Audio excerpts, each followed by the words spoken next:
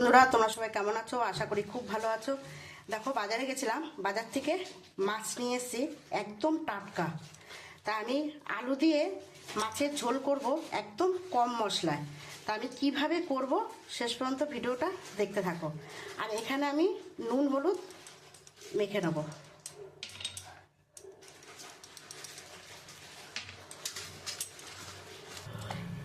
নুন হলুদ দিয়ে মাখানো হয়ে গেছে, তেলটা গরম হয়ে গেছে।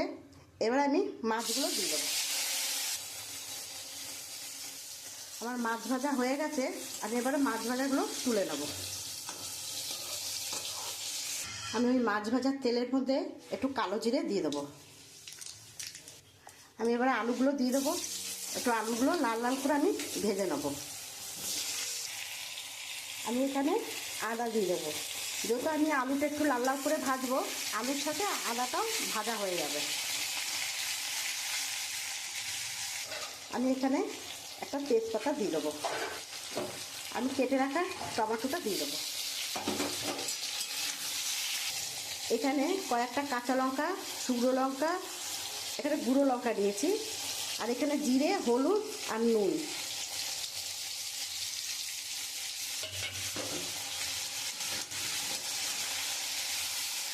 আমি এবার মশলাটা দিয়ে খুব সুন্দর করে আমি কষিয়ে নেব। আমি মশলা দিয়ে খুব সুন্দর করে কষিয়ে নিয়েছি, দেখো তেল ছেড়ে গেছে।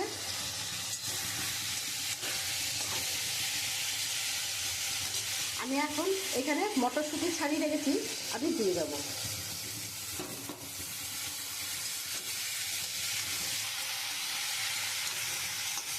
আমি এখন পরিমাণ মতো জল দিয়ে দেবো।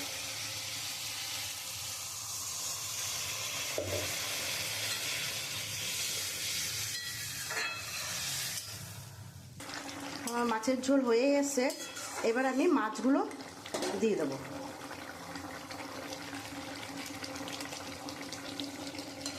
আমি এবার একটু ঢাকা দিয়ে দেবো। আমার মাছের ঝোল হয়ে এসছে, নামানোর আগে আমি একটু ধনে পাতা দিয়ে দেবো। দেখো বন্ধুরা, কড়াইশুঁটি আর আলু দিয়ে মাছের ঝোল হয়ে গেছে।